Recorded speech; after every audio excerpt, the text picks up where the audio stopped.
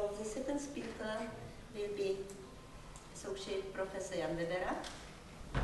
Jan Vevera is the chief psychiatrist at the 7th Field Military Hospital of the Czech Army. Further, he works as a senior lecturer at the Department of Psychiatry at Charles University, Prague. His research interests include victimization of psychiatric patients, and he will speak about violence and victimization among Czech psychiatric patients. So please. Thank you.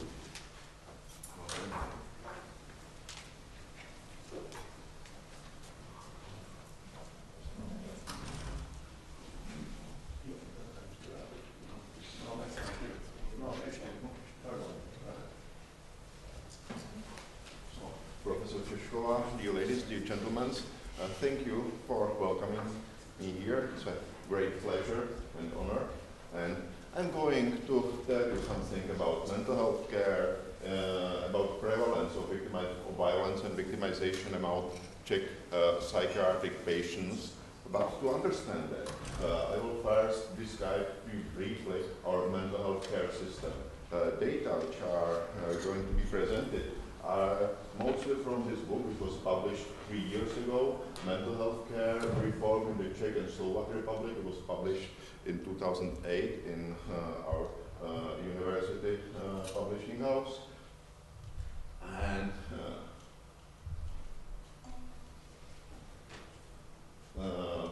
first, I'm just checking it out if this is the correct presentation, correct version. Well, give me one more second, maybe.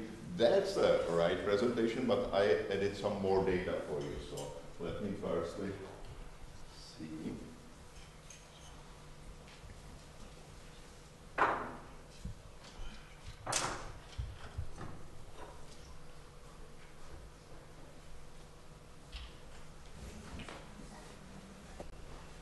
So, I apologize, but what you are going to see is the data which I finished just 3 days ago, so that's the reason. And there is a number of reports from United States, from Canada, and from United Kingdom showing that there is a rapidly growing number of mentally disordered offenders. And there are a lot of speculation why this is happening, and one of the theories that inappropriate mental health care is associated with deinstitutionalization is responsible for that increase. On the other hand, in the Czech Republic, there were not major institutional changes in the mental health care, which is not that good for our patient, but which is very good for our research opportunities, because this environmental factor are pretty much the same. So this allows us to study this hypothesis, and you are going to see some results. But briefly, let me describe the situation in the Czech Republic, how we are doing. We have about 11.5 psychiatrists per 100,000 inhabitants, which is pretty good for the European standard, and which is excellent for the world standard. In the whole world, there is about 1 psychiatrist per 100,000 inhabitants. So we are living in a relatively rich country. How is it with our psychiatric beds and our psychiatric staffing? That's not that good, actually. As I mentioned, we didn't experience the deinstitutionalization, which is reflected here. We still have about 115 psychiatric beds per 100,000 inhabitants, which is pretty much the same like 20 or 40 years ago. And it's about half what is in the United Kingdom or Germany. Germany had 75 beds per 100,000, United Kingdom 50, Italy 46. I'm sorry I don't have the data from Norway. And for those patients, we have quite few psychiatrists, 12, per 100,000, which is against even above the European standards. But what about the nurses, the people who spend the most of their time in our patients? We have 33 nurses per 100,000, which is actually third what they have in the United Kingdom, or half what they have in Germany. So we have quite few doctors, but not that many psychiatric nurses, and even less social workers. I'm sure that what about social work, Norway is much more ahead than the Czech Republic, and look at that number. 4 social workers per 100,000 patients. That's nearly nothing, and unfortunately, that's it. And how much money we get for that psychiatric care? We are receiving 3% of mental health care budget, which is against, now it's a little bit higher. Minister of Health arguing that now it's closer to 4%, but still it's half what we should receive. Our problem is that for that 3% we are actually doing pretty good job. There are not that many violent patients as you are going to see, so there is nobody crying on the street. So the problems are hidden behind the wall of the psychiatric clinics, and I know that there are the Norway grants which are going maybe to help us to change this situation.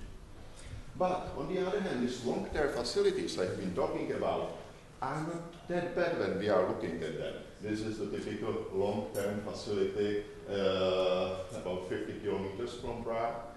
Doesn't look that bad, see? So this is another long-term facility which is rural, which is in super area in Prague, psychiatric hospital in Lomnici. And finally, our psychiatric clinic, where I'm based, and I'm not with the army, was founded in, or this new part was founded in 1886. And now I'm going to tell you what we are doing about violence and victimization in that psychiatric clinic. In 2000, we conducted research on prevalence of inpatient violence, and we used modified over-aggression scale to quantify the violent acts. We had about 1,000 patients. Most of them were patients suffering from depression, about 33%, 20% suffering from schizophrenia. By the way, how many psychiatrists are here in this house, in this room? 1, 2, 3, 4. And nobody from the Czech Republic here? Okay. Yeah. Yeah, you know the results already. What do you think? Who was the most violent group when we are talking about the diagnosis? We have depressive patients, we have schizophrenia patients, we have patients with alcohol abuse, but I have to mention that we are not a facility who treat primary substance abusers, because we have a special facility for that, so that's the reason why we have only few of them, and we have patients suffering from organic, for dementia or organic brain diseases, we have anxiety disorders, we have few personality disorders. What do you think? Out of those diagnoses, who are the most aggressive group? Yes, please. Alcoholics. Alcoholics. No. They would be if we studied in the normal society, in the general society. But in our clinic, if they are behave violently, they actually not even ended up there. We either discharge them or put them to the special unit. So in our clinic, they are just, that's why we have only 5% of them. It's a pre-selected group of highly motivated patients we have, which are in. So you are absolutely right in terms of if we are studying the violence in general population, but not in this psychiatric patient. Actually, it's the patient suffering from dementia. It's very important. And how is it with the differences between men? So, what's the prevalence of violent behavior? 5%. Not that much. When I'm asking my students how much they believe that our patients, how many of our patients are behaving aggressively, they usually say something about 30 or 60%. Quite high numbers. Only 5% of our patients are behaving violently, and there are no statistically significant differences between males and females, which is also something what we know. In the general population, we usually find that men are much more physically violent. On the other hand, ladies are using other part of other tools of aggression, like verbal aggression, for example, but we don't really know how to measure it in the general general population. But physical aggressive or violence is much more easier to measure. And if we study it in outpatient department, we are not usually seeing that big differences between men's and women's, like in the general population. And if we study this problem in hospitalized patients, there are usually not big differences between males and females. That's the pretty much similar result from all around the world. And now we are seeing this diagnostic group I promised you. So 14 patients, 14% of patients suffering from dementia, either Alzheimer or vascular dementia. That's the majority of patients with those diagnoses at 0. 14% of them are behaving violently in comparison with patients suffering from schizophrenia. Because when I'm asking professionals, they're usually judging that it's either alcoholics, as you know, or patients suffering from schizophrenia. But in fact, it's just 7%, which is not that small number. On the other hand, the results were not statistically significant because, as I mentioned, we have prevalence of 5%. So at both of this group, we have about 20 people. So that's actually too low number to find statistically significant differences. And what we did this year, in 2012, we conducted another study which pretty much similar design, and we are interested in we will find similar numbers of, or if there is increase in violence, like all around in the society. And the study is not done, not that it's not published, but even the results are just in the table and it will be finished in weeks. But I can say you, we have about 55 violent accidents during 2012, actually from October 2011 to October 2012. I don't know still about the diagnostic group, but I can say there is not increase in violent behavior about psychiatric patients. So this was the data which tell us how many of our patients behaved in 2000. And 7 years ago, we were interested how many patients, how is it with violence during the second half of the 20th century. And we have a unique opportunity because we still have the same archives or which were in place where Eitinger was there. We still have the same papers and they are in the proper place. So it allows us to study how many patients behave violently in 1949, 1989, 1969, and 2000. So, well, of course, it was a statistic study from chart reports, and well, this is the result. Here is the odds ratio. Pretty much the same story. We are not seeing a really big increase. The statistically significant difference was only between 1949 and 2000, and as you can see, it was marginally statistically significant. And here is the real prevalence: 40% of males and 32% of females that have any acts of violence from the beginning of their problems to the last data available. It was typically about 15 years. But the important result is not really increase in violence between 1949 and 2000. And it was quite surprising. And we looked at the problem from another point of view. And we went to the prison and looked to the forensic sentences. Because in this country, if you are suffering, let's say, from schizophrenia, you commit murder, you are either going to the prison or receive forensic sentences or receive both prison sentence and forensic sentence. But you always receive forensic sentence. And here we are seeing all sentences from 1988 till 2007. Here we see the grammatical decrease, which was caused by amnesty in 1990 after the fall of the communism. And afterwards, we are seeing that increase, and 2 or 3 years later, we have pretty same numbers, and since that it's increasing. But how is it with our forensic sentences? Actually, what we have seen is there was no increase at all. All the time we have about 200 forensic sentences per year. So, the same picture from another data. The violence among patients suffering from severe mental disorders is not increasing. And so far, I was talking about violent behavior. Unfortunately, there is not that many studies studying victimization, which is quite shame. We studied all studies published from 1975 to 2008, and only majority of them study aggressive behavior, but only a few studies study how often the society behaves violently towards our patient.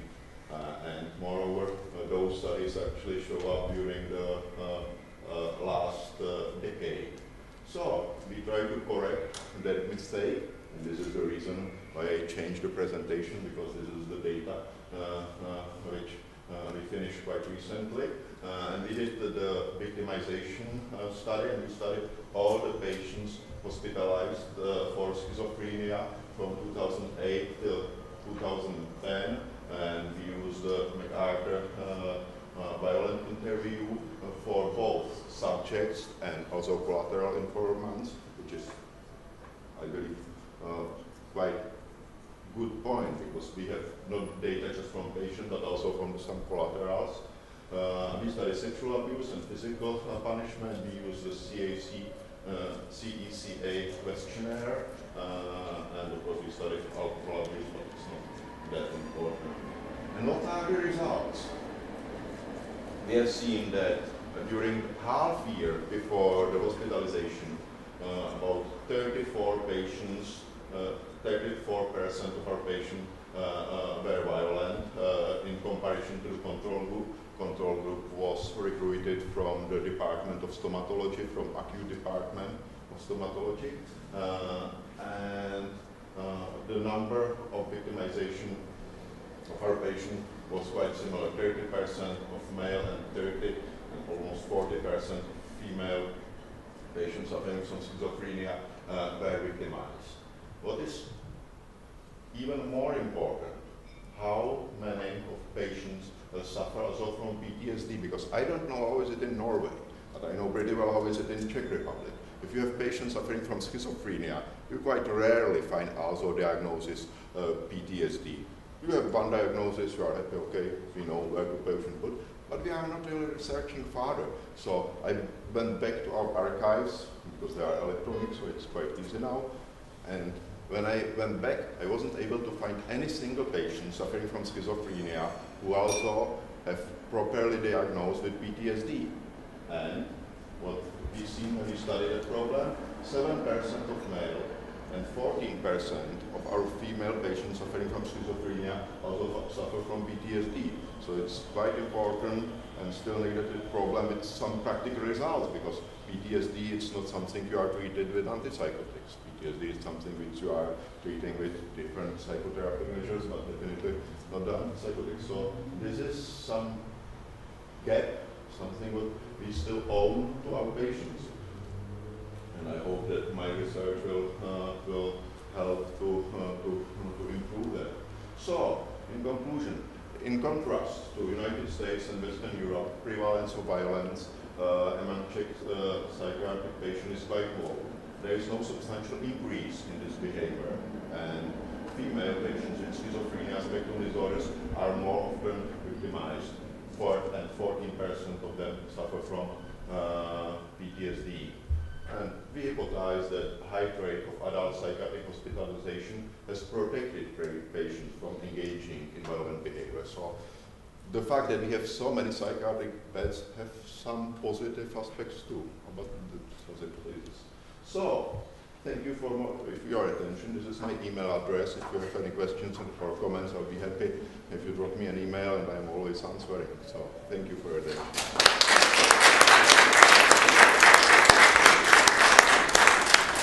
If you have any question, we should ask you something because you also pushed us to answer.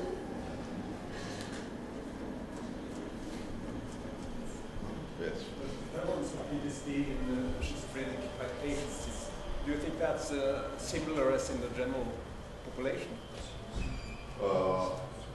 I know that Masaryk Price is the only person who studied PTSD in general population, right? Because once you study PTSD after the flooding, and you have the contrary. I believe that's the only Czech study showing us our data, and it was about, you find 7% in general population suffer from PTSD. Right? Yeah, absolutely. So it's pretty much similar to males, and in females it's twice longer, twice higher. And wow, I didn't mention sexual abuse. The horrible numbers. Sexual abuse in childhood, 40%.